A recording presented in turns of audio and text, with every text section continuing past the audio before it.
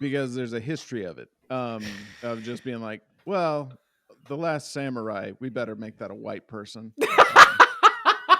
I know that is not the actual story. I'm sure it's something about somebody being It's taught not. by a samurai It's who is not it's white. fine. But Yeah. Tom Cruise, and then you have a poster that says Tom Cruise, last Asian, or I mean, last Look, samurai. Last Asian. Derek. That would be crazy. Tom Cruise, the last Asian. Welcome to Raisin Bread, everybody. The podcast of tangents. I'm Baz, and with me are Derek and Ben. What's up, guys? And before we get into it, don't forget to like, comment, and subscribe. Also, check us out on Spotify. Just search for Raisin Bread Talk. What's up, guys? How you doing? I'm good, man. I'm good. Good. Just Happy to be having- back. Yeah. Derek, that was amazing. Wait, I missed it. What? I just said, "What's up, guys?" And he was just like, yeah." Oh, That was great. That was great. I love Derek, man. Oh dear. So, what's been happening this week in the world, in the big wide world? I mean, how was your guys' week? Like, what My have you guys been up week to? Yeah. is me coming to terms with the fact that the gap between my front teeth is coming back and getting wider. What? Yeah. And what do you think? How does that make you feel? It's just weird. It's something I had when I was a child, when I was like in like first grade or kindergarten. I had a big gap in my teeth, and then it just Yeah. closed up, and everybody was like, "Yeah, don't even need to look into that. Why that would happen?" That somebody would have a gap in their teeth, and then it would just magically close up. And come to find out, it's because I had a wisdom tooth that was pushing all my teeth together, and then I took it out, and now it's just slowly widening back out. So How old are you, Derek? I am almost 40. So didn't think that would happen. Teeth okay. are fine. Yeah. So, something you could always count on, like your teeth being in the same place. Apparently, lie. It's a lie. They are moving around and they're going to move all the time. That's so funny. Yeah. That's so funny. And if I you saw tell a people picture- about it, they treat you like you're crazy. Like I tell my family, I said, did anybody notice that my teeth are spreading apart? And they're like, I don't think it's a bad thing. I was like, didn't ask if it was a bad thing. That's not a no either. That's it's just an avoidance. Not a no. Well, we're not going to answer that. Does anybody think I look like today? Well, there's nothing wrong with that. I mean, No. Lots of great people have looked like Derek. Yeah. Well, no, that is one thing as well. Is between one of the things that we like talking about on this show because we can is the various disparities and differences between the two sides of the Atlantic, and one of them definitely is like dental work. So I went to the dentist this week, and it was very much like, oh yeah, like there's some wear on your teeth, but it's going to happen after like 27 years of chewing. So we'll keep monitoring it and we'll bring you back. We'll keep an eye on it. And then when it's going to need fixing at some point in the future, probably, and we'll get it done as and when we need to. And I know through experience, through people very close to me that have lived in America for a long time that are Brits, that it's like, that's not how it happens there. Like I was thinking of one person in particular who she needed to go for a root canal. And then they were sitting, the dentist goes like, well, seeing as we're doing this one, we may as well do the other three. And so she had all 4 root canals done. And it's just like, and that to me as a Brit is crazy because it's just like this idea that because it's just, they're just looking at the root canals as the dollar value. And it's like, holy, yeah, if we can get all 4 of these root canals done, that's a new Mercedes right there. That's a deposit. And then it's like, whereas in the UK, like the fact that I just had somebody go, the dentist was just like, yeah, look, like everything's sort of declining as it should. And we'll let you know when it crosses the threshold into us needing to do something about it. Right.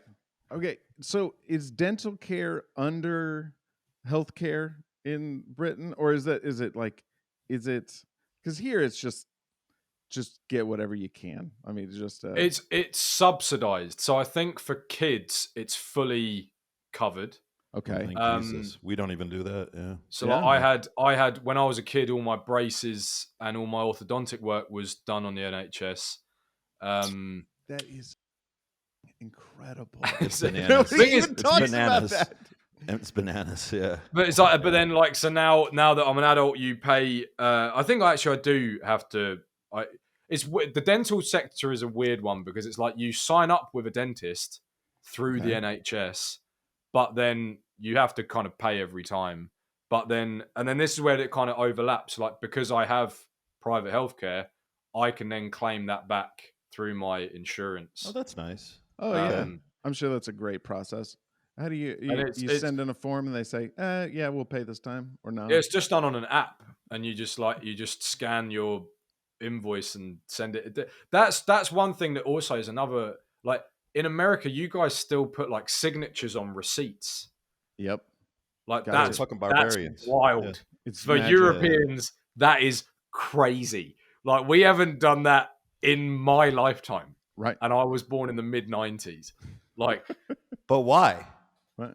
because Uh, we put the card in the machine, you put your number in, and then they just give you a receipt, Yeah. and then you leave the establishment because you've paid. Is But it- How did they know it was you? Fair enough. yeah. And then, that's then why with, you- but yeah, If with you don't- contactless, if you don't draw contact- something, if you don't prove that you are who you are with a piece of artwork, are you who you say you are? Is Right. what I say. I do. The signature is a fascinating form of ID because it is actually really quite effective. Yeah, Like that's true. it's very difficult to actually forge somebody else's signature because it's not just the shape; it's also the speed at which they do it. Like people do it very differently. Yeah. Like I tried to model my signature off my dad's signature, but he takes his time and I don't. And so they like his you can make out every letter of our surname, Yeah. and mine is just some lines. Yeah. You've done it Signatures- so many times. It's like saying a word over and over until it just becomes not a word. Like, there. Yeah. There. There. There. Yeah, there, yeah. there, Yeah. there. That's how I say that word. Whenever I say there. But it's interesting. It's like like the criteria for a signature is it cannot be legible. Mm-mm. Like nobody can actually make out what your name is through that. End it with a flourish. You know, always Right. end it with if there's no scratchy sound of the biro, waste of time. Yeah, exactly. Now at the end, and then like I was amazed. Speaking of signatures, wow, this is a tangent. Hey, welcome to Raisin Bread. But, like, I remember being at Disneyland when I was a kid, and I knew I had enough wherewithal to know that it's a man in a costume, Mm-hmm. but I didn't have enough life experience to establish how he sees. But he was able to sign my autograph book so well that I was like, well, he must be able to see. And I deduced at 8 that it was like cameras embedded in the mascot's head and that he had screens on the inside of the head. It was an Iron Like- Man situation here. Right. Where- Right. I'm not trying to claim that I conceptualized VR first, but no one can disprove that. right. Right. That's very funny. And they have the big gloves. Like Mickey Mouse has his big Mickey Mouse hand, and he can hold a biro and like sign your autograph book. And that really does look like Mickey's signature. It looks like what Mickey Mouse would write. It was amazing. It was so incredible. I'm wondering if that is part of like the training. It's like, That's listen, exactly you're going what to I do this a thought. lot. So we're going to do it for like Right. a week. Because the first day you're going to come in, you're going to grab it like this. You know, you're just going to be, and it's not going to be, it's like, you got to get the hands down and just train yourself to make that doodle. But Right. you'll get it. You'll get it. And then like Goofy, don't forget to do the paw. Like you need to do a little paw. And it's just, and that's the other thing is that autograph book is probably still somewhere in my mother's house. Yeah. And so funny. now as an adult, I'm just there going, it was just an indiscriminate employee in a costume signing it. But such is the wonderment of childhood that I was utterly convinced that a physical manifest. But the paradox is so real because I knew it was a man in a suit, but somehow it was still the Mickey Mouse. Yeah. It is. Oh man, have you guys ever seen any of the older versions of Mickey Mouse in a suit? Oh, it's quite ominous. Yes, they're so creepy. Yeah. All right. Mickey Mouse. Old costumes. I started sending them to my friends, just texting them. Sorry, I didn't realize you guys were going to stop. You can keep going. No, Derek was searching for old Mickey Mouse costumes. Yeah, here we go. Hilarious. I'm going to share this with you. I started sending these as texts just randomly throughout the day to some of my friends, and got a strong "stop doing this. It's upsetting me."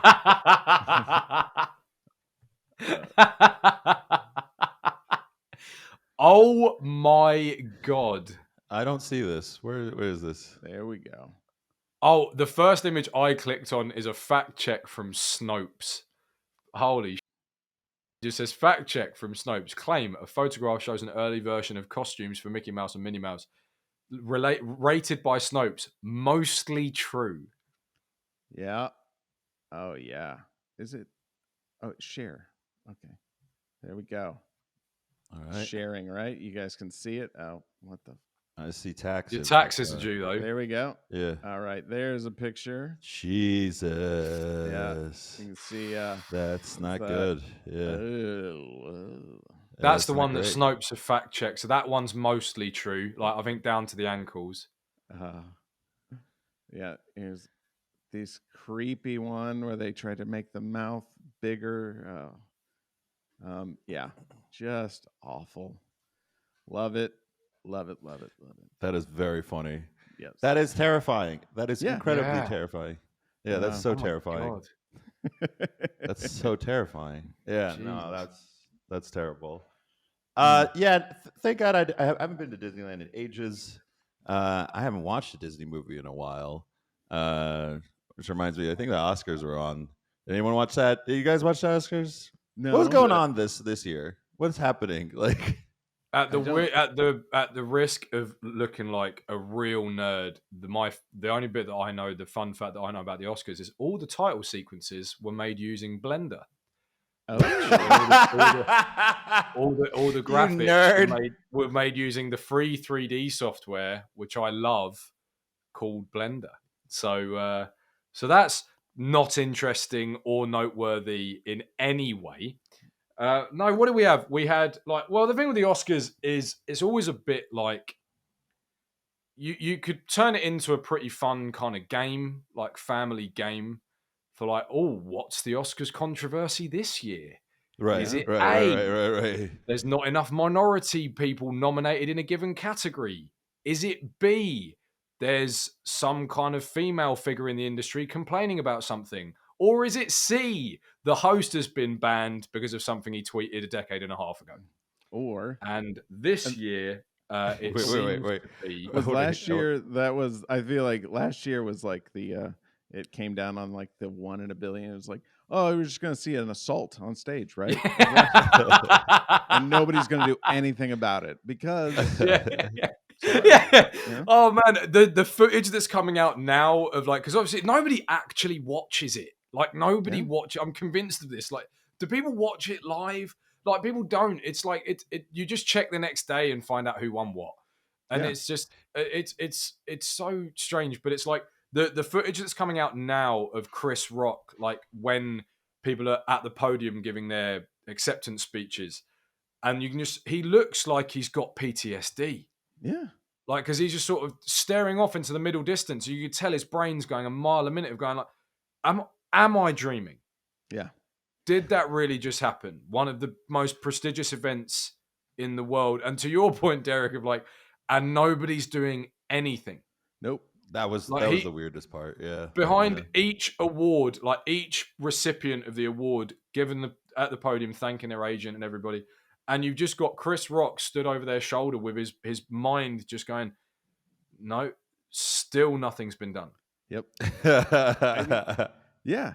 It's just like we have like, I feel like humans are very good at coming up with things, like responses to things. But when you hit like a completely novel thing, everybody looks as dumb as everyone else. They're just like, I don't know. I have a friend. His name is David. His name is David Drake. And he's a comic. He talks about getting too high and going into to go get like a drink from like a 7-Eleven. And he's like, okay, this is what I'm gonna do. Get the drink, set it down, and he'll say, "Is that all?" And I'll say, "Yes." Give him money. And he rehearses it over and over. Drink down. That's it. Yep. Money. All right. And he walks up, puts the drink down. The guy goes, "Crazy weather." And he goes, "Nope." This. He's just not ready. David Drake is amazing. Shout out to David. Yeah, like it's off script because it's like I remember I was chatting to a buddy of mine who like because I love a good conspiracy theory. Okay. But it's like the ease. Don't worry, Baz. You look terrified. Don't worry, I'm not getting into that. not this time around. But it's more like because, of course, one of the things immediately that floated to the surface in the public conversation was that it's fake. Like the slap was choreographed, and like that it wasn't real, and all this kind of stuff. And it's all like it's reasonable enough as a reactionary mechanism because like you say. Derek, it's so out of nowhere, right? That an easy way to compartmentalize that is to go, "Oh, it must be staged. Has to be staged." Didn't happen. And then, but this friend of mine, his justification was because Chris Rock kind of just stood there with his hands behind his back and like chin out. It's like, yeah, it's not the fucking UFC. Yeah, like. The idea that, like he was expecting it. No, he wasn't expecting it. Have you ever seen somebody who's expecting to get hit? That is not what they do. Yeah, no. That is what they do. Yeah. Like, the idea that, like, he was stood there with his, like, leaning forward because Will Smith is walking towards him on stage. Will Smith is much bigger than him. Right. Like, by a lot. Yeah. So maybe, he's like, is he going to say something? What's going on? Like, I don't... Right, exactly that, thing, exactly. The thing is, it's like, you're not going to write a Netflix special a year later. Like, you know what I mean? I hope not. I don't know. His last two specials have been incredible. Because they've almost been like public speaking, like a lecture series type thing. Almost like a I don't know, like a Brett Weinstein or something like that. Like a TED Talk? Yeah. Like a TED Talk. That's not a good thing in comedy, Ben. Yeah. Well, I mean it as a good thing. Like, because what I'm saying is he's making these points like in his, what was his previous one called? Tambourine was fire. Tambourine was a really good special. Well, that's the one where he says, like, if you're in a relationship, let me tell you something right now, stop competing.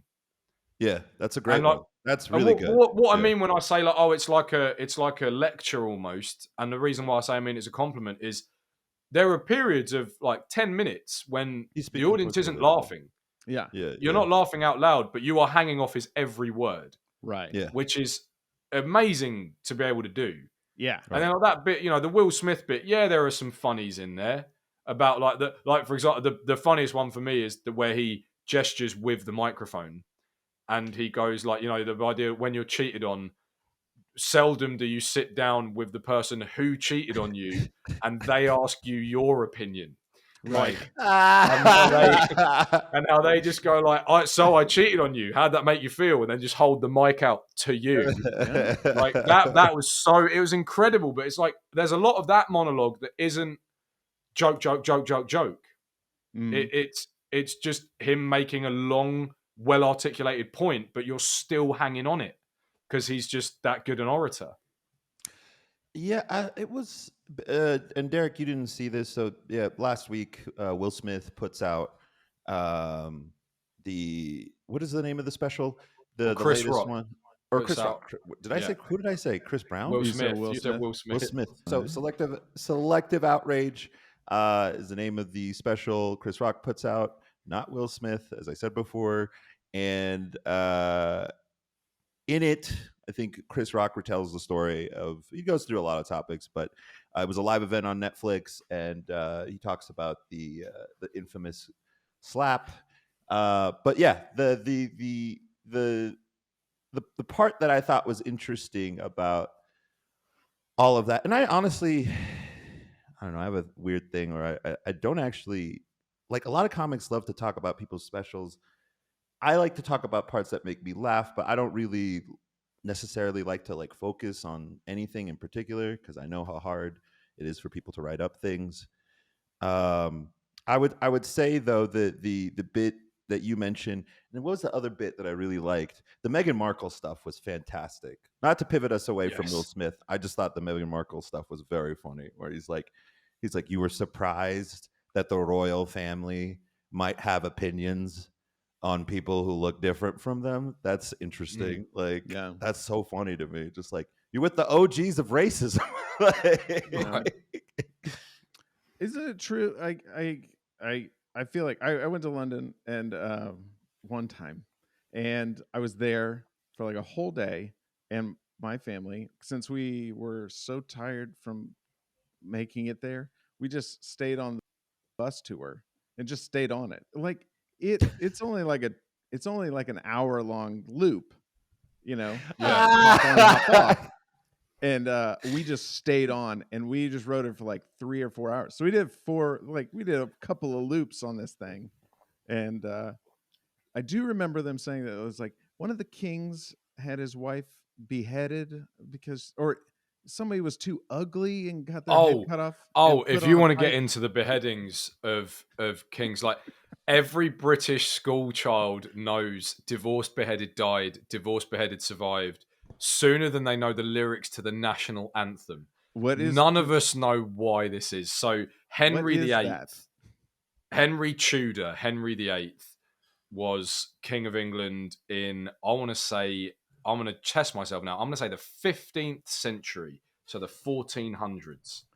wow. Let's see. He was King of England 16th century. Okay, so he was King of England from 1509 until 1547. And for some reason, we all learn about Henry VIII and the fact that he had. Well, actually, I say for some reason. The significance of Henry VIII was Probably he the British was education system. he founded the Church of England. Right. So which was basically Britain's answer to Catholicism, because the Catholic Church wouldn't let him get divorced because the Catholic Church doesn't recognize divorce, and he wanted to divorce his wife. So what do you do when you're the king? You make a new church, a whole new church, and you put yourself at the helm of it. And so he created the Church of England, which allowed you to remarry after you got divorced.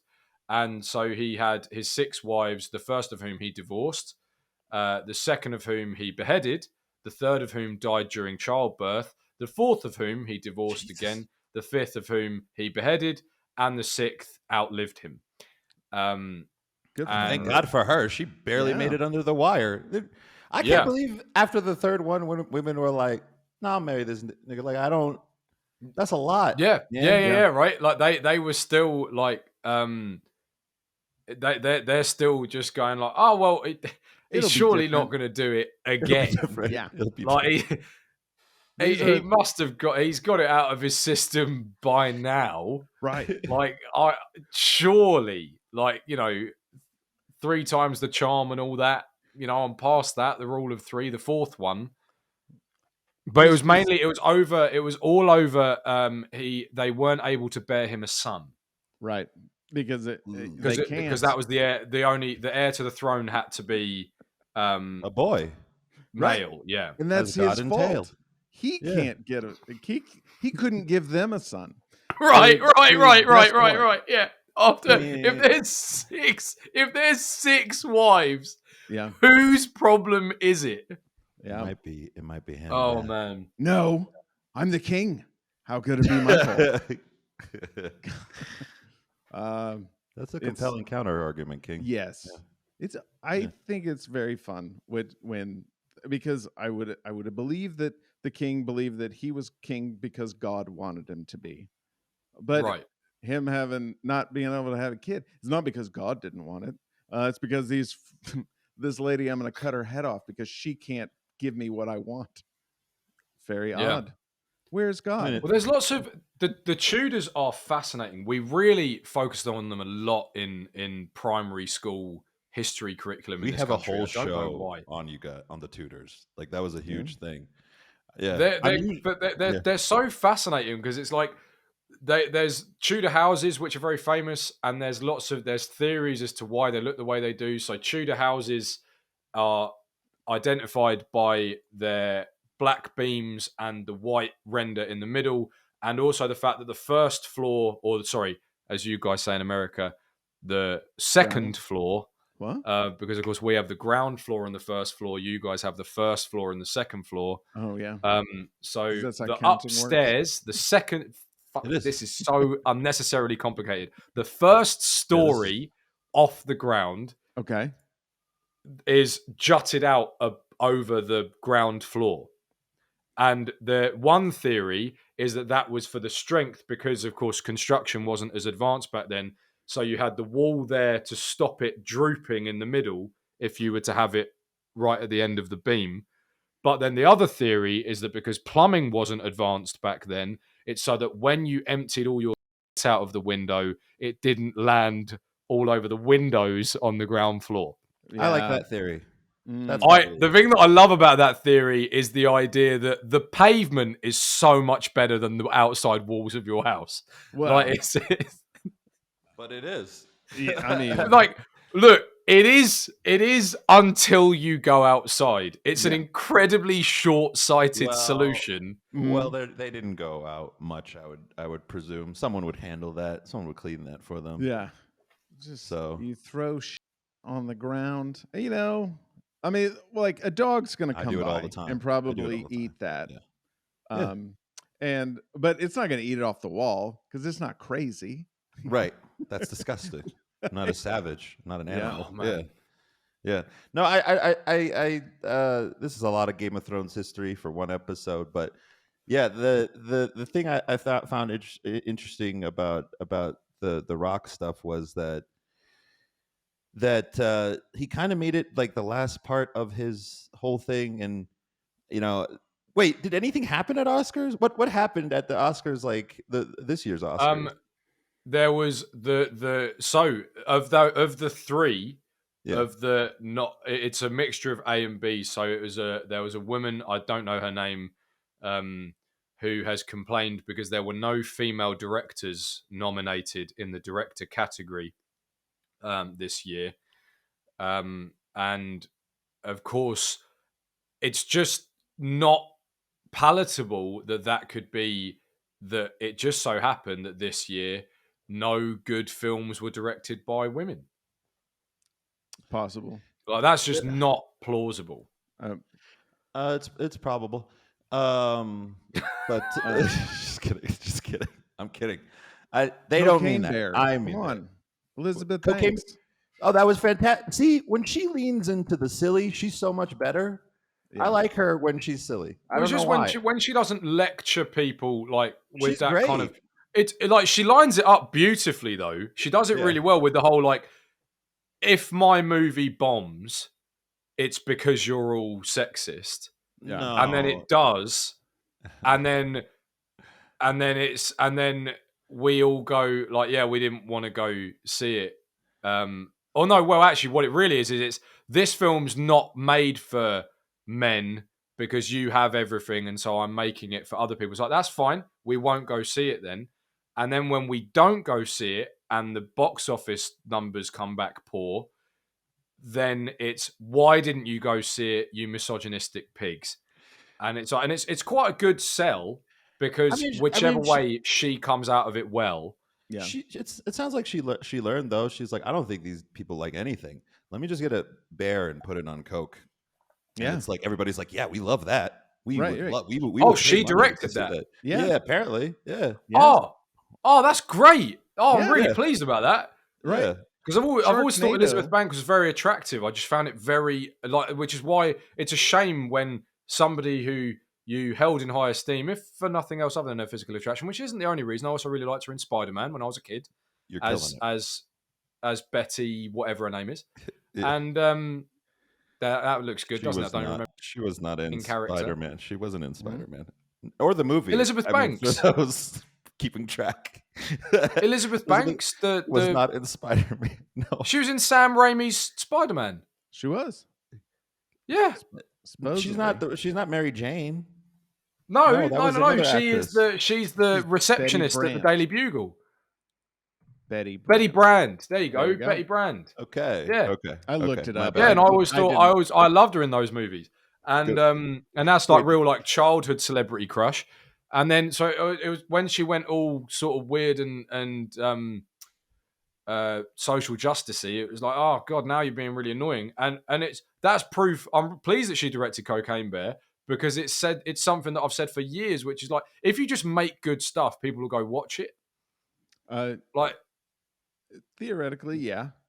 What? Yes. go on, Theoretically. go on, no, go no, on. no, I'm just He's saying, right. like, He's right. it can work that way. Yes. It does not exclusively work that way, but it can. It can work he's that right. way. Yes. He's right. We know a lot. Okay. He knows way more, but we both know a lot of comics. Oh, It's right. like- Yes. Yeah, Okay. yeah, Yeah, we yeah. literally we did have a whole conversation with Martin Morrow about this. Yes. Right, Yes. right, we right. did. You're right. Dana So- Gould is a genius.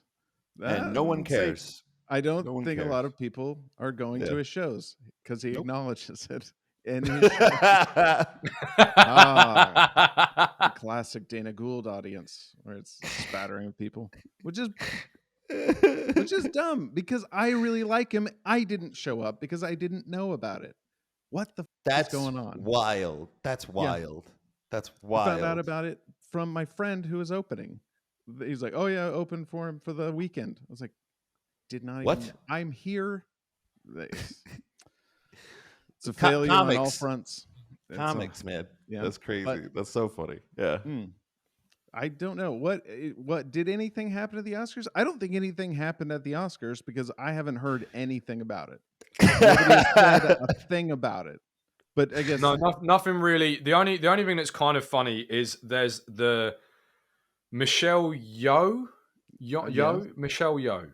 she was the lead in Everything Everywhere In at All at Everything Once. Everywhere All at Once. Which is fire. So she Fire won. movie.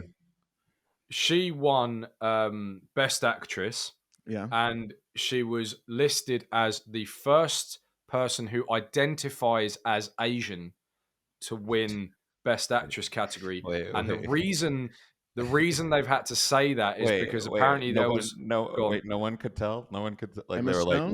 we're not sure. Are you guys gonna? You guys are just gonna gloss over Emma Stone? No, I love Emma Stone. Wait. Identifying as Asian? Yep. I don't Emma think she did it. Stone.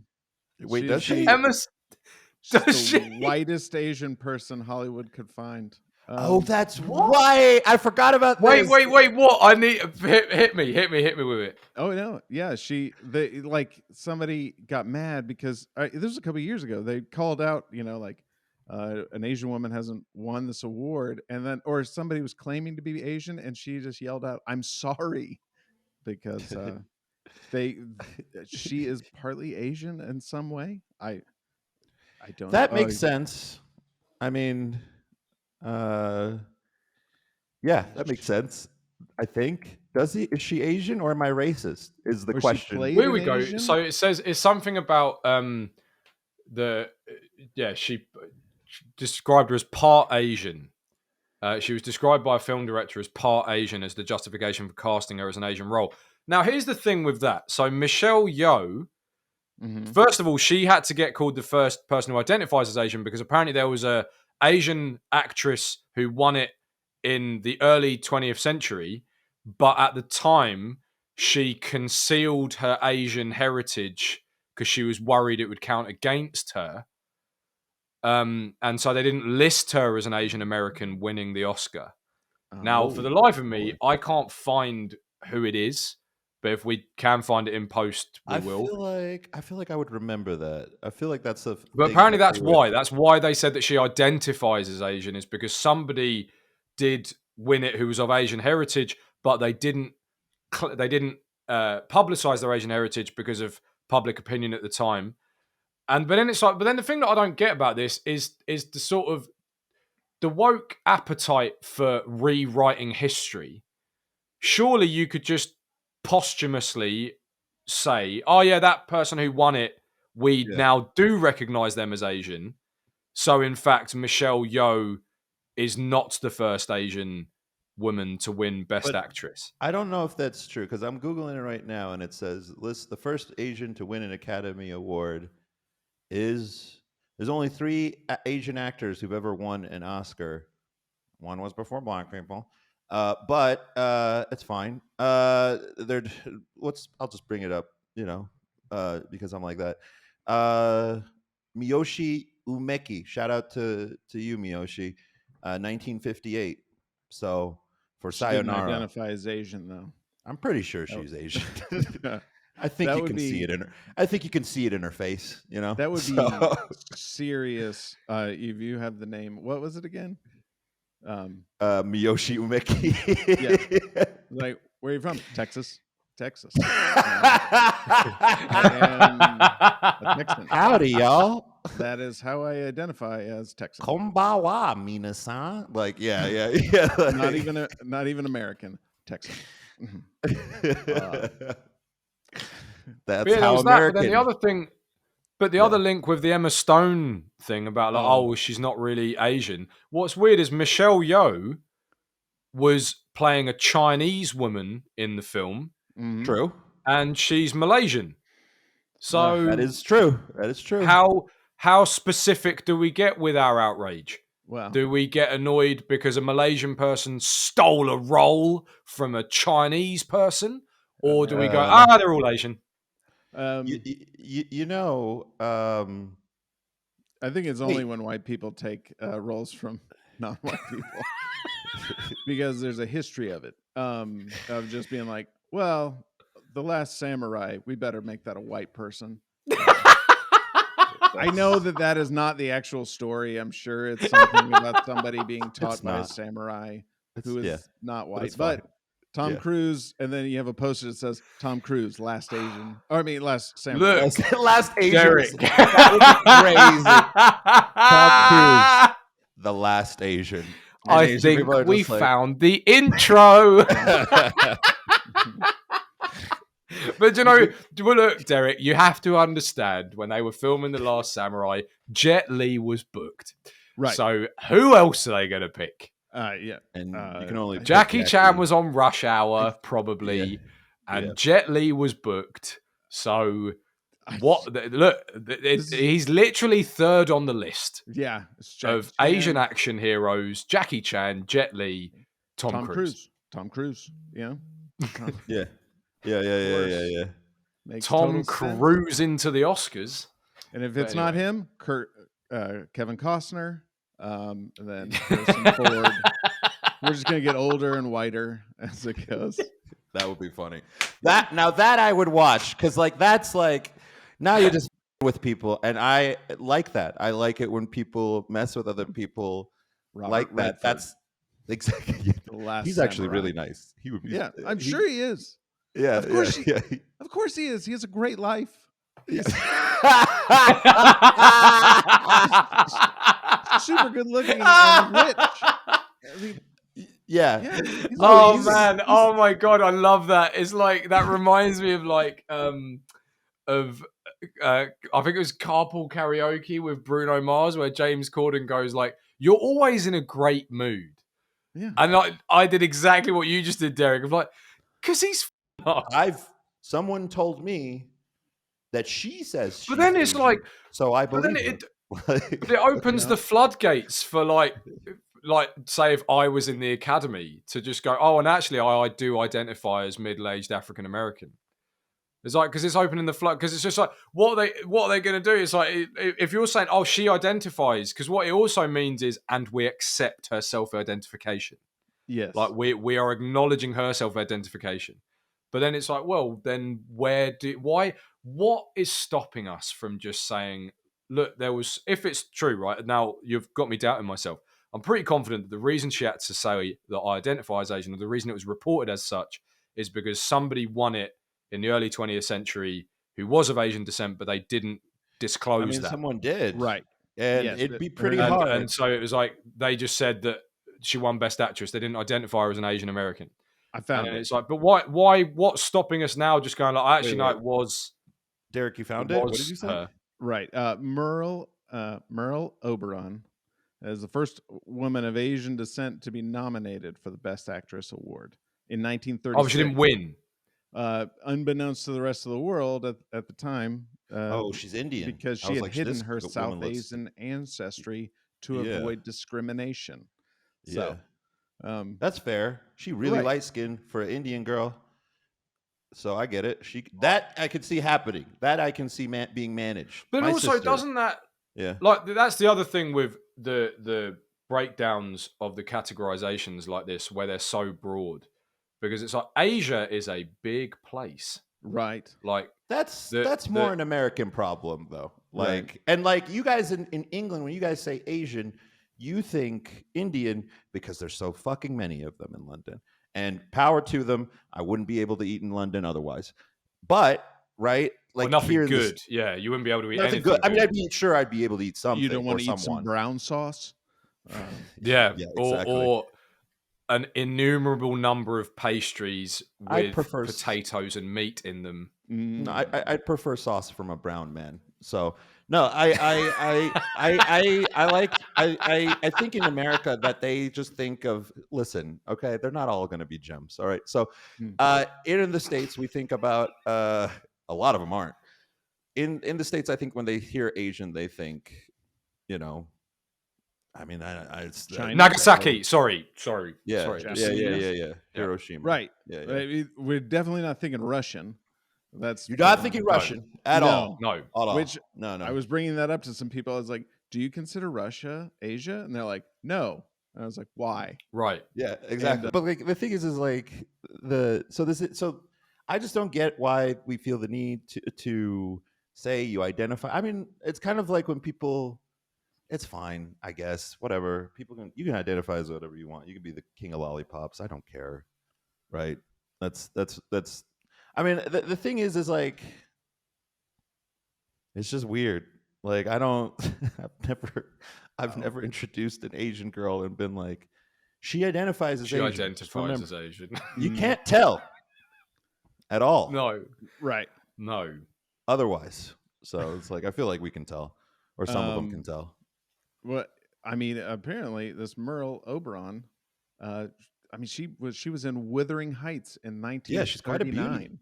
Quite a beauty, yeah. So, if she didn't want to be called Asian, I get it. It's okay. the 1930s. Yeah. Like, that's not a great time for anyone. and it didn't Yeah. get better; it got worse. It got worse for a while. Yeah, around those years. Yes. Yep. Yes. So till the 50s, actually, I think. Right.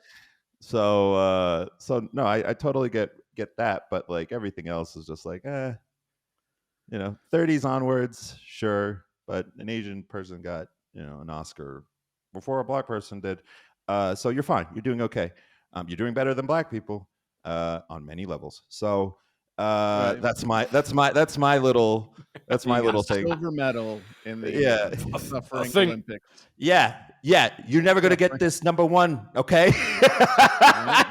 You ain't getting it. No. I think that's the Oscars well and truly put to bed for another year.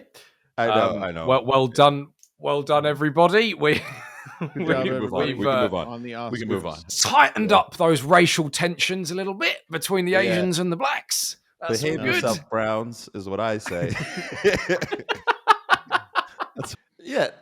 But it like my dad was a white dude in Africa, and they treated him like, when I hear his stories, it's like they treated you like a black person. Like, they were really mean to you, actually. But he did okay. He did fine. He's fine. It worked out for him, Yeah. So he's good. They weren't that mean to him. They just, but people saw him and kind of walked away. or spoken hushed tones. So they othered him. They did other him. I will say Okay. that. Yeah, Yeah. absolutely. And did that? Yeah. And you say My- that it's fine now? It's Or- fine. Yeah, it's fine. Yeah. I mean, he doesn't seem the thing about my dude. Oh God, this is a weird tangent. My dad is the blackest whitest person I've ever met in my life, and Okay. I've met a lot of people, right? But he is just when it comes to like identity, you don't know what to do with the guy because you see him and he looks like he's white, but I tell people he's the type of white that has to get to the airport super early. But even despite that, like you wouldn't expect a guy like that to just like really love, all these quintessentially black activities. Like I think, did I tell you, Derek? I think I told Ben this. Like the first movie I watched with my dad was a film called Zulu, which is just a film about black people killing white people. And I was like 8. And I was like, I don't know what this means. Like, why did you show me this? Like, so again, it's all going fine. Everything it's is fine. going It's fine. This He's is the going well. first movie he shows you as a child. Yeah. is Zulu. Yeah. Cartoons, no. No. This was before The Lion King. It was before, like, this was before. Brilliant. Yeah. Fantastic. Like, absolutely fantastic. He's just, I don't know. Anthropomorphized animals with cute expressions. No. That is not how you're going to learn about this continent. Yeah. You need to know what happened. What happens. It's just a movie about killing Englishmen, but also Robert Redford's not in that. There's a bunch of English famous. Michael Caine, just a movie about killing Michael Caine, I think. Oh, how could you do that? Michael Caine's a treasure. He is, though. I love Michael Caine. It was his birthday. Michael Caine. Yeah. Michael Caine. You say, Mr. Wayne. Or what is wherever he's that was good. Yeah, that was good. I like Michael Caine. That's what I remember from that movie was Michael Caine. He's unforgettable. I love it. I love him. But sorry, go on. Gerard, Peter Gill. This you're not wrong. This is a lot of very English men in this movie. Stanley Baker, Jack Hawkins, Richard Burton, Nigel Green. Like, this is a who's who of British dudes back in the day. I feel like if you named off all those names in a row, I would be able to tell that they're English just by name alone. Yeah, Nigel, I think Nigel is the most English of names. Nigel. That I love that name. Nigel. What is the most English name you've ever heard, Ben? Well, do you know what? Interestingly, some of the most English names that you can ever imagine are the founding fathers, because they were English. Like Thomas Jefferson. That is such an English name. Yeah. He's the son of Jeff. George Washington. George of Washington. That is so English. And it's just, but yeah, because it's like that's something that's pretty crazy. Like I heard Sargon of Akkad saying that, and I was like, wow, that is so true. Hilarious. That's amazing. Thomas Jefferson is the most English name. But no, I'd say like the most English name that I can come up with, Nigel Baldwin. that is definitely, that is it. There's just something about it. There's something about like Nigel Baldwin. If I met somebody called Nigel Baldwin, I'd immediately assume that A, he knows how to put a shelf up. B, I could only imagine him driving a 1960s British Leyland car that never starts, but he knows how to start it, and he calls it the old girl. And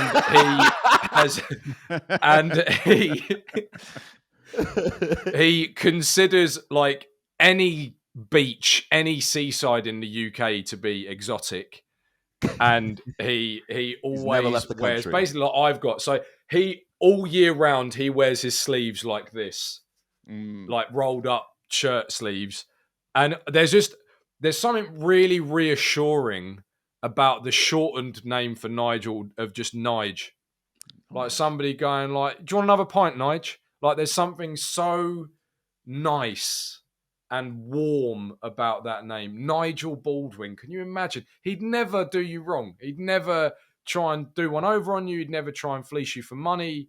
He'd just be your friend. He'd lend you his lawnmower. He'd just be there for you. He'd always be there for you. Probably a bit handsy in a pub fight, kind of he's able to throw the old 1-2 because he did a bit of boxing back in the old days. But Nigel Baldwin, I think, is the most English name I can think of off the top of my head. Now, conversely, I will bat it back to you, Derek. Most American name. I mean, it's probably like a Frank. Frank. Johnny. You know what? I want to give you my favorite name I've ever read. This was in a real document I found it was in a courthouse. I was scanning oil and gas documents, and I came across one, and it was guy signed away some rights to oil. It was Chuck Beers. Fucking perfect name. Chuck Brilliant. Beers. Brilliant. Love that guy. Chuck Beers. It's a fucking great guy. Shout out to you, Chuck Beers. Also, that's incredible. He is wanted by the police. We don't know where that shit is, but he said he didn't have anything to do with it, and let's just not talk about it. Chuck Beers. Yeah. I love that all your stories, Derek, have some detail that is very relevant and should be subject for further inquiry. But you tell so many that I always forget. But it's always like, so I was in I was in an underground bunker, and I was looking right. for, I was just about to say, listening to Derek. If you had to conceptualize Derek's story as like a place, it's like a corridor that you're walking down. The corridor is the story, and then you will walk past a really interesting looking door, but not go in. So he'll go, you're walking down the corridor, and then you pass the door that reads, "I was in the courthouse scanning oil and gas documents." I really want to go in that door. What's in that? And find. But then, speaking of that Chuck Beers, your name being a sentence is quite impressive. Yeah. Because one of the things that annoys me with names is when you meet somebody with two first names, like Jake Paul, for example. Jake Paul is it just feels like at some point in his family history, someone lost their imagination. Yeah, and but you get to say the boy's so nice, we named him twice. Little quips like that. Yeah, you could. Yeah, true. There is that. And then another concern I have is with double-barreled surnames, because. Double-barreled? What does that mean? Now I don't know if this is much of a thing in America. In Britain, it's a plight of this is exclusively the domain of the middle class. Like that, you have double-barreled surnames, middle and upper. So you get married, and neither of you wants to relinquish your surname. Okay. So you just combine them into some hyphenated monstrosity of syllables. Oh, we do that. We do that for sure. And yeah, and you'll. Wait, say that again. Benifer or Brangelina. No. Sorry, surnames. No, I know. Surname. No, you Americans love doing that. You love taking two syllables and ramming them together, like Braden or something. Like we're just going to take Brad and Jaden and fucking force them together into Braden. Yes. Mm-hmm. Correct. But no, I'm talking about like somebody being called like Jefferson Wild. Jefferson Wild. And that's their last because name. the dad's called Jefferson as a surname, the mum is Wild.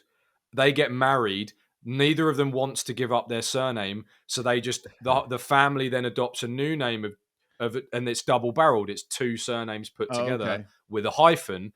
And what worries me is the middle classes tend to marry quite internally, like they tend to marry within themselves. Seldom does one of them stoop down to the peasantry and lift one of them out. Because why would you? They marry each other, right? But then what's going to happen? What I'm worried about is in 30 years' time, we're going to end up with like sextuple-barreled surnames. Right. Of like just hyphen. So Jefferson, Wild, Smith, Jones, Aitchison, Derricks. Like just, and it's just going to be so... Just many names. Names. That's so funny. I really like that. Yeah, Mexicans have long names. I'm sorry. I know that's not Mexicans. I mean, it's just funny to me. That is what it is. But it's a That is long. what it It's a really is. long. Like, oh, We're trying to engineer family history right. by just because it's a big thing in the By the way, Muslim real world, isn't quick, it? Is you I saw take surname. Yeah. Well, no, we don't take. So it's interesting. What is the take structure? Because like bin most, is mo- of, isn't yeah, it? yeah. No, yeah, but the thing in where I'm from is that this was something I found interesting as a kid because like my mom kept her last name. All Muslim women keep their last names, right? Right. The children get the father's name, and that's it. They don't the you know that you don't get the mother doesn't pass her name in some weird hyphenated nonsense. She doesn't pass her name at all. And Right. there's the reason being is it would be just a strange practice to give your name to somebody at all who wasn't starting from scratch, I guess, because I guess they do pass it on to the children. But I always found it interesting because like as a kid, you know, I'd have like kids or like I'd have honestly women be like, oh, isn't Islam pretty sexist? And I'd be like, well, my mom has her name. Your mom doesn't. So I don't really know what you're talking about. Like Interesting. if we want to get in there, right? But like it's whatever. Anyways. I kind of think I mean honestly, if we were going back now, I think taking the father's name is silly because as we're finding out with 23andMe, father's not always the father. But the mother is typically the mother. We know who fucking shit this person out. So they fucking that's the mom. I don't know if is that's mom. true either. I think she definitely knows who the father is. Yeah. That's Unless funny. there were some hijinks in the beginning where they stole the baby. That is her baby. Undisputed. Oh no, it's probably her baby. Yeah. Yeah. So that's But probably no, everybody gets named by that. I don't know though. Going back to really good. Oh, sorry, Derek. Go on. Oh no, our Latin. I feel like is there a culture that does keep like a fucking shitload of names? Like, isn't there? I feel like it was like that's why I made that Spanish? Mexican white person joke. Oh, And then your eyes widened real big because you thought it's also a very regal thing to do. Yeah. So like royalty will have lots of names because they try and cram as much heritage as possible onto one birth certificate. Right. Yeah. And so that's one of the other things with this that is kind of strange is with the middle classes in Britain with all the double barreled is like it weirdly does elevate your status. Like I've never met like a working class kid who's like dad is a van driver and mum works in a school whose surname is I don't know Jones, Richardson Anderson. Like that's just not the thing. Yeah. They're just Smith. Yep. Yeah.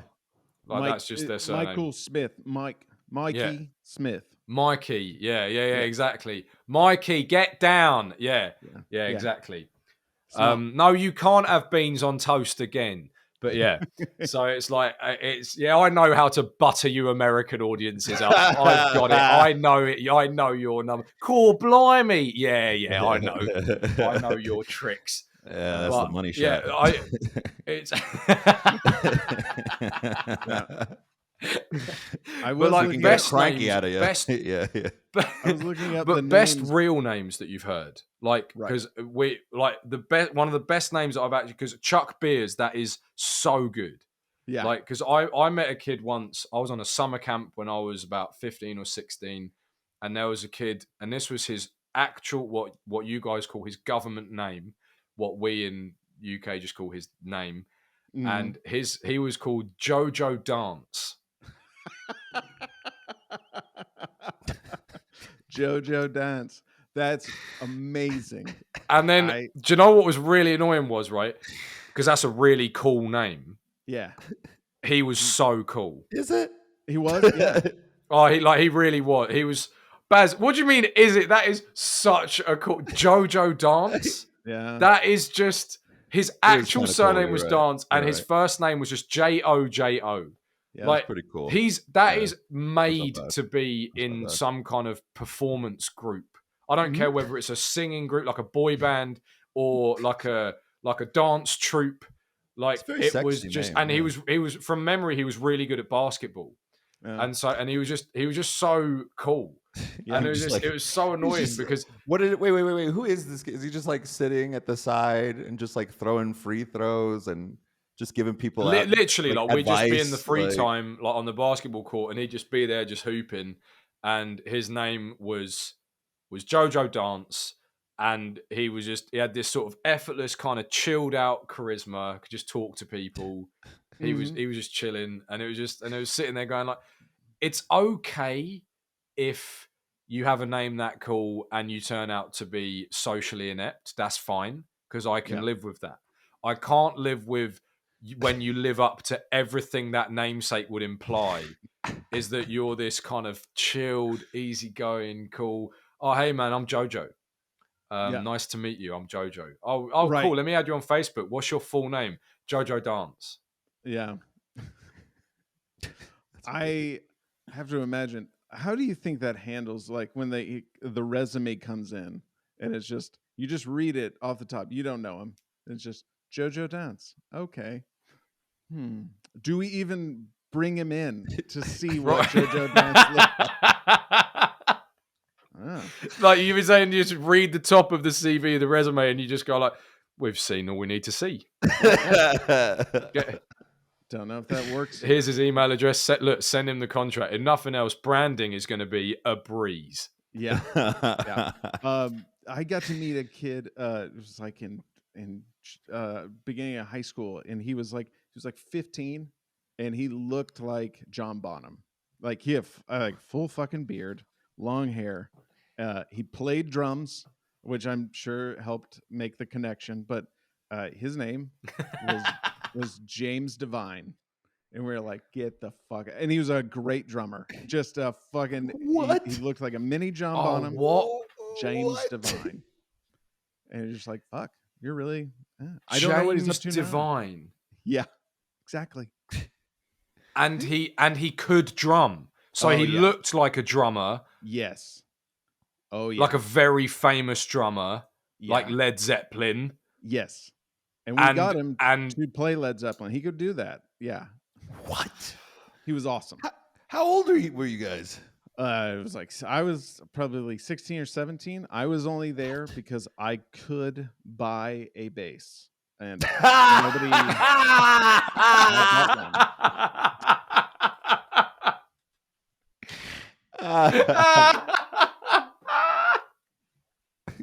Yep.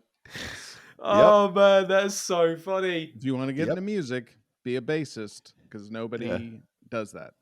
Nobody wants to At be a all. bassist. Yeah. At all. So you can be in Yeah. probably 11 bands. I don't My know. s- my my sister's a bass player. That's why I told her to learn bass, was because So I love, I was like- but I don't get. I've never understood that in the world of music. Because when I like the bass is the bit that makes a track memorable. Right. Like the bass line is the bit that lives in your You mind. don't know people at all if you think people care. Right. Yeah, like people The- don't know. This is for nerds like us. We notice that. Right. I don't think the But no, average but what I mean is person- like, because even if you're not like a music aficionado, it's like if you were to go to somebody like, oh yeah, like, how does that song go? Like hum it. They'd probably give you the bass line. Yeah. They Is that like true? they'd probably. I think No. it's well, you know, it's quite dependent on the song, but like if you apart from lyrics excluded, I think they would often give you the bass line. Like, and I'm thinking, and the trouble is maybe now because we're talking about bassists, and I like bass, and I like songs with good bass. I'm thinking about very famous bass lines like Seven Nation Army and stuff like that. Right. Like, the so theme from maybe Final I'm Fantasy IV. choosing from a very select sample size. Yeah.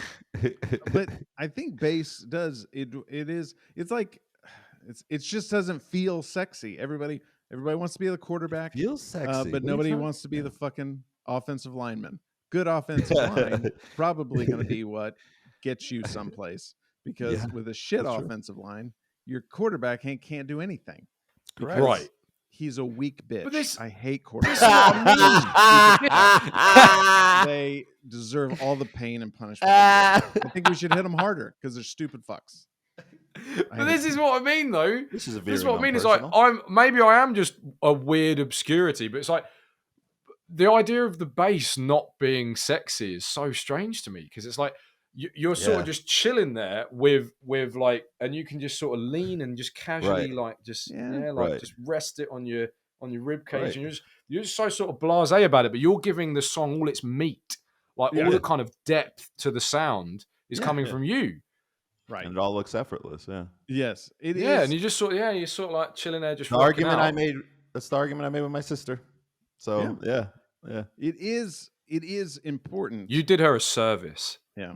By telling her to play I made sure bass. she wasn't laid forever, and that was really the goal of that was the goal behind the goal. So that you know of. Oh, actually, no, you're right. It's quite a masculine instrument, the bass, I suppose. Yeah. Well, honestly, the thing. I don't know if you guys have ever raised a family member or had a strong influence on a family member, but like,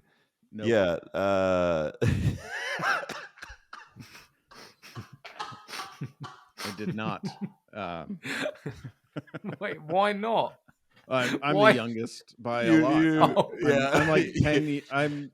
My closest relative is like 6 years older than me, and my closest. Wait, how old? How old?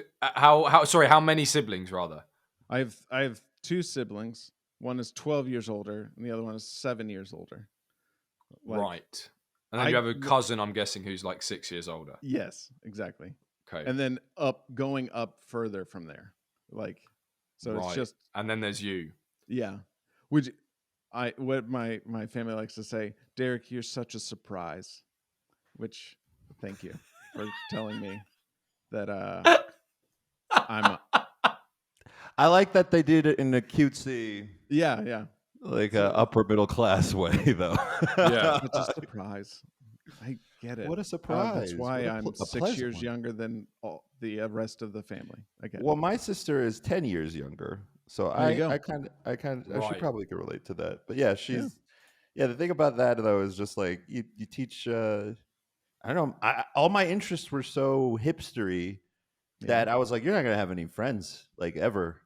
For a while. I mean, you're going to be really cool. To do with it, yeah. You're going to be really cool in college, which is appropriate. That's why I'm fine with that. But you're going to be a loser for a long, long time, and that's okay. Yeah.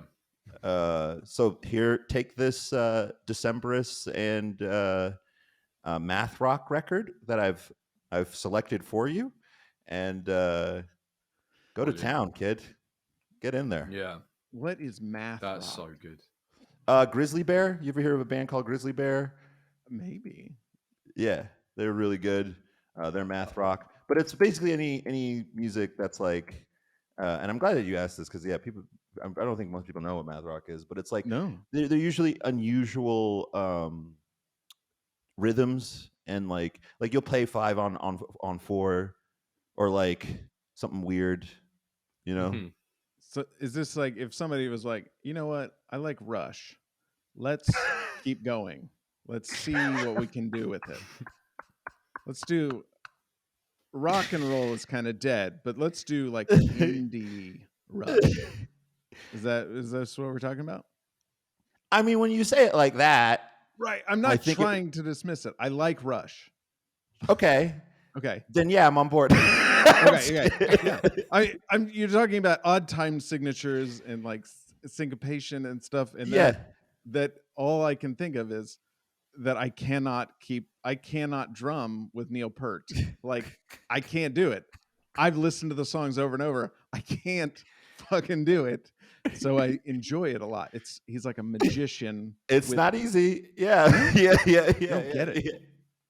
Yeah. Well, she's too busy, doing that stuff, trying to become the master of the universe, and she didn't have time for boys. That's what I made sure of.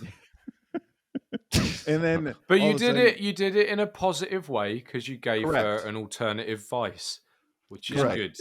Because it's Great, like, yeah. because this is the big thing that I'm trying to say to like the younger members of my family is it's like who are in their teens and late teens, where it's like, look, please don't. The nihilism phase is really short, like where It nothing's should be. cool because. Well, it Yeah. should be. Hopefully, this is the point. It's like because then when you get into your 20s and you're at university or whatever, then you become because you'll then realize that nobody does anything. And so all you need to do is hang on to this hobby just until then, because then you will be the most interesting person in the room. Right. Like Correct. when you're a kid towards the back end of your adolescence, the idea that you do anything and like enjoy it, or worse yet, take it seriously, you're such a loser. Right. Like even cool things. So like skateboarding when you're 15 is like, oh, cool, man. He's a young skater. Then you get to like 18 or 19, and it's like, what kind of loser still skateboards? Fast forward to 22, it's like, oh, hey, he's the skater guy.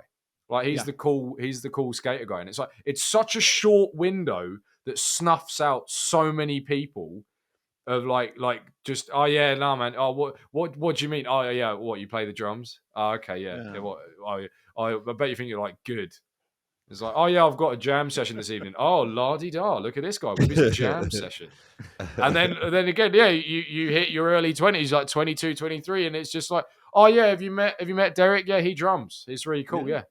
And it's it's just like just trying to tell them, like, look, I promise you, it's really weird speaking to adolescents as like when it's not that far in the rearview mirror that I haven't got very vivid feelings of what it was like, where it's like, it's weird how, look, in retrospect, it's going to be the best time of your life anyway, because nobody needed anything from you.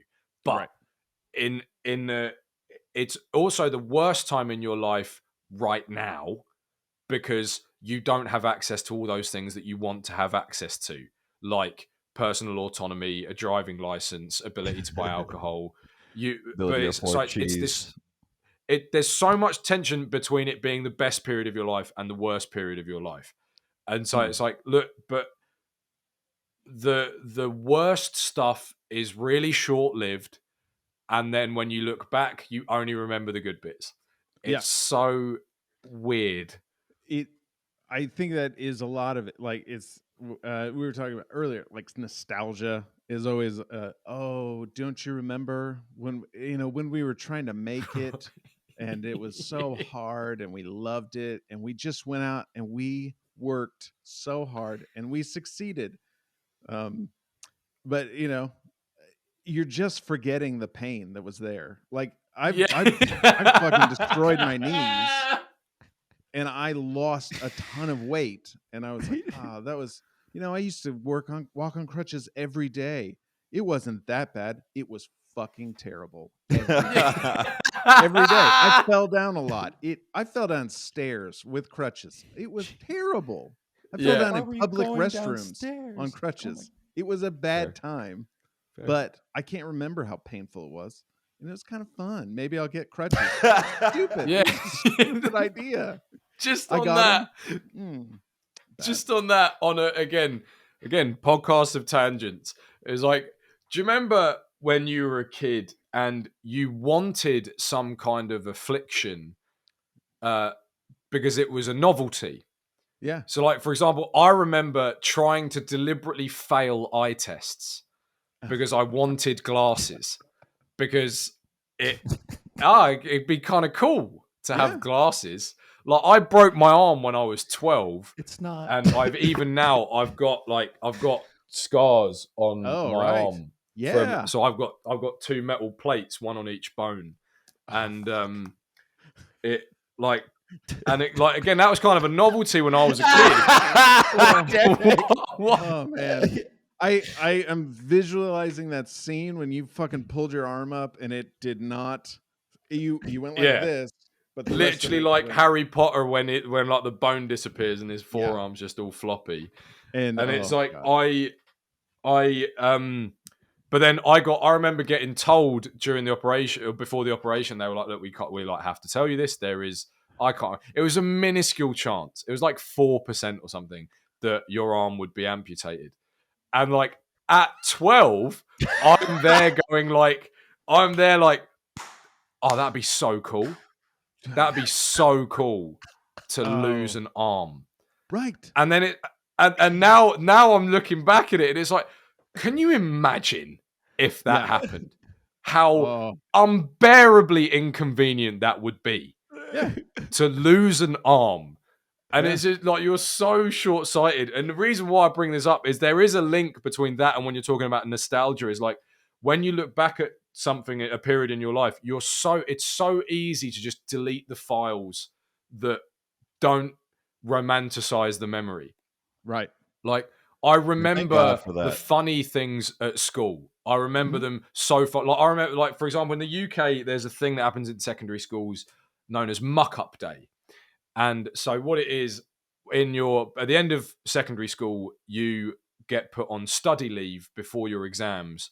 So you don't have to attend ordinary classes. You can use the school facilities to study, but nobody does. You stay at home and you study at home. And it's basically a really long summer holiday. But then what happens is, on the last day of school before study break, there's this phenomenon known as muck-up day. And it's basically where the final year students just ruin everyone's day, by doing various things. So, like, for example, in my year group, it was filling flour and water into water balloons so it goes like gloopy, and then having a slingshot and firing it over the school building into the quadrant by the cafeteria and trying to hit people. And then I remember when I was in year 7, so my first year, they hit the headmaster with a fish. They brought in No. a fish one? from a fishmonger and slapped him in the face. Oh, yeah. And he had to resign shortly after that. why? What was this? Because he was embarrassed, or because I think it's just because like, you can't be, your integrity is gone. You can't be seen as an authority figure when you've been slapped with a fish. And then, but then, like, for example, I remember that now really fondly. Like, wasn't that funny? I was terrified. I was absolutely terrified. I remember it with humor now. So I walked into this corridor just as the final years were beginning their like run through the school with like eggs and flour and stuff like that, just to mess up the school. And they ran, and I didn't know what to do. I was a very small kid. I'm only 5'9" now. I'm not a tall man. I was a much less tall 12-year-old. And so I don't know what to do. I'm a deer in the headlight. And I'm like, right, if I just go against the wall, maybe they won't see me. So I'm just like pushing myself into the wall. And then they all run past, and I'm like, wow, I got away with it. And the guy right at the back just whacks an egg on the back of my head, and I feel it like run down my neck into my shirt. Wow. And like, but again, I remember this now going, oh, what a whimsical time. It was awful. I got sent home by the school like matron. And it's just, oh man, it's so, that whole thing of nostalgia of like just picking and choosing these memories, right, is like, oh, what a wonderful time. No, I hated it. I absolutely hated it. Yeah, I do like the idea though that you said pick something you love and that'll be your thing. You know, you grow up, right? Like, but it's everything you love is just a vulnerability in school life. It's just He's like so that. Right though. He's so I was right. thinking that. No, I was. This guy likes watching movies. I mean, like, what a weirdo! Why? Yeah. This guy likes girls. I don't think so. I think. Do you think kids are bothered by that stuff? I don't think they are. I think they go straight for the neck. I don't know. Like, I think they go. I think they'll still call someone gay, for something stupid. But maybe it's they a don't. bit like you know that, and this bit. Maybe it's not even worth bringing up because I don't think it will go in because it's just recalling that Louis C.K. bit where he talks about the gay comedy club owner, and he was like, there was that guy who was always trying to fuck me, And then the friend that he was with goes, "Oh, really? Did he ever like say anything to you?" He's like, "No, but you know." And then it was just like, "Yeah, but did he ever like make a move on you?" No, nothing like that. But you know, he was just always trying to fuck me. And then like, as he recounted this story more and more, he's like, the actual story is there once was a gay man. Yeah. Like no, but it's just that thing of like because he was like 19, Yeah. and so like and that was also 19, however many years ago. Like now it's like 14 or 15. I'd say it's earlier on where it's like where you like I had the first person in my social circle growing up came out at 15, which I now actually understand to be really quite young to be that Yeah. confident That's in your very young. sexuality Yeah, that you're prepared to tell everybody. Mhm. But it was just like so. My It, homie that just came the out, so yeah. That's great. Exactly right. So it's like that Yeah. was I mean, it's that fine. taboo and He's any residual taboo was dusted off really easy. He's Korean. It's I don't know about great. Let me pull the brakes Okay. on that. That was I think it was a little rough, but he's fine. I mean, I'm sure he's fine. well, I so. mean, I'm glad that he is able to be himself. There you Yeah. go. There you go.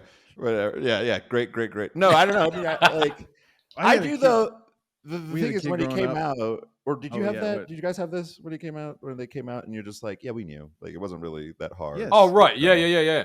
It's So it's like, it's whatever. so it's a really strange thing, isn't it? It's like coming out is public and you do it to other people, but it's for you.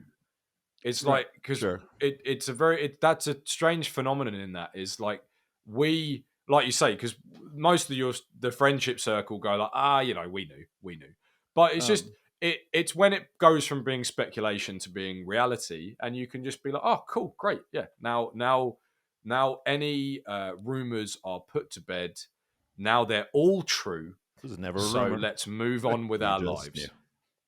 Yeah. I've had both. I've had both where they come out and you're like, oh, I didn't because I think he was the one guy who came out.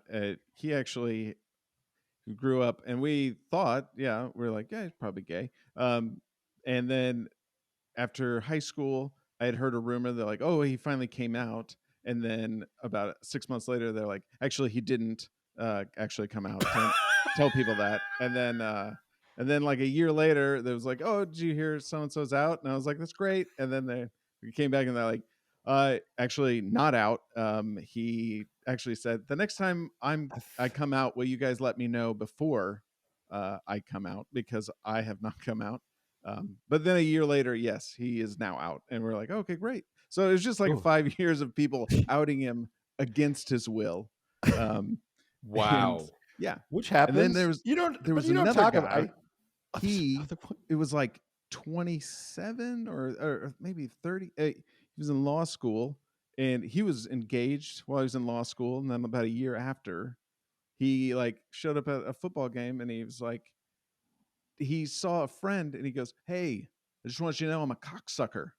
And the guy goes, "Yeah, I know that." Oh. And he goes, "No, seriously, I like to suck cock." And we're like, "Okay, I don't know how to engage with that." And now he's married and he has a wonderful relationship, as far as I can Fantastic. tell. Yeah, and he That's seems so very funny. happy. But Were there any obvious? So, like with my guy, it was like he he had the voice, and so it okay, was just funny where it was just like, oh, He had but the there's- voice. he the did, campy but voice. yeah, I but guess. the thing is like he was like what was funny about it was like, how could you tell? And I'm like, I have no idea, really, Yeah. like how we Yeah. figured it out. Yeah. You were I had really good somebody at try and hiding out it. me once. Yeah. Yeah. Yeah, I had somebody try and out me Why? as Because of your gay. hair?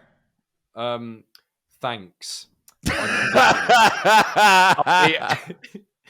I no, it was a woman. Okay. And we And you went refused her we hung advances. out. We Yeah. we hung out on three. You're nearly there. So we hung out on 3 separate occasions. Jesus, Yes. I was fucking And around. God damn it. no, Okay, no. go on. I think I caught what you said, and I think Yeah. you're right. But Yeah. it was like so. The three we hung out on 3 separate occasions, and there was some degree of interest there, like that. But it never culminated. We never slept. I'm trying to be very polite. We never slept together. Okay. And so because she tried 3 times, the only conclusion is that it's because I was a closeted homosexual, and that was just I after agree our with her. that was just after our summer semester at university, and so then we all broke up for the summer and went our separate ways, and then I was on holiday in September with my boys, and they were all sort of going to me like kind of dancing around this subject and being like, Ben, is there something you need to tell us? And I was like, what? I'm having a lovely time. What do you mean? And then they're like, well, is there just something you want to tell us? We're your friends. You can tell us. You tell us whatever you like. I was like, what do you mean? It's like, look, okay. She's been telling everybody all summer that you're gay. And it's like, because I love that. I love when the way how it can never be said in one hit because it's too visceral, it's too harsh. You have to pad it out with stammers and she's been saying that As is you're gay. Yeah, And yeah. I'm then there and I'm like, okay, well, I'm not. And then they were like, are you sure? And then what's really weird is I was defending a position that I was not made aware that I was going to need to defend ahead of time. Right. Like, because if you're actually gay and you're trying to deny it, at least you know what it is you're trying to deny. I've had my position thrust upon me. I'm being told, you now need to defend this. Oh, okay. And then we go back to university and we're at a house party and she's there. And during a break in the music, I didn't know what else to do. So I just went like, and I said her name to get her attention. I was like, I'm not gay. And then wait. You greeted her like that? pretty much. Hey, like, just letting you know, not gay. And then everyone left the room because everyone knew about this rumor. Right. Oh. And then we're outside getting into a taxi to go to the nightclub, and it's just her and I'm there going like, why did you tell everyone that I was gay? And then she just went like, this is really awkward, and then just got in the taxi and left. And that was it. I never got like the closure of like, why did you do that? What did you have a moment where you got things could have been like gone further? We literally like, so we look. Mm-hmm. I was a very unsettled young man. Let me help you. Let me help you. One time a girl leaned in when I dropped her off at her place, and she leaned in for the kiss. I did not know this till many years later, and I asked her what she thought she was doing. So if that clears the air for you, I can beat that. I had a girl in a nightclub. Come on to me in my first year of university. Like, look, I've got this one. This one's ready. I've got a bandolier of these. I can just pull out this one and go. First year of, because this is the story that I just told is one of them, which is basically like we were hung out on 3 separate occasions, and it was very clear what the intention was. And there was removal of some clothing, but I never let it go all the way. But then there was another time where in my first year, a girl in the nightclub came up to me and was like sort of putting it on me. And I'd never had this experience before. As I've maintained on this podcast previously, nightclubs are only good for people over 6 foot tall because you can be seen. I'm not. I just disappear into the crowd. I'm just one of the people who makes the nightclub able to sell some tickets because I make the place look busy. But this girl comes on to me, says, we can go back to my place. And she knew that I like comedy. So she was like, oh, do you like Mock the Week? And I was like, yeah, I love Mock the Week. And she goes, oh, we can watch it at mine. And then we went back to hers, and I immediately lay on the bed, open the laptop, and put on Mock the Week. She then goes and is trying to like take my belt off. I move the laptop and look at her and go, what are you doing? Yeah. This is a good episode. Like, and That really happened. And then we just woke up the next day, and I then went back to my room, and because this is the idiot that I was there going, I think I've just had a one night stand. Have I had a one night stand? Like that. Yeah. I mean, something stood that night. Yeah. That is perfect. I love that sure. you're like, hey, you invited me in for coffee. It's not what are you doing? Like, Yeah. I thought that was the thing. You're like, no, I like this. I like the thing that you invited me over to. The euphemistic meaning isn't as good as the literal meaning. Like, why? Thanks for joining Raisin Bread, you guys. Click on one of the links around my head after the jump. See you next time.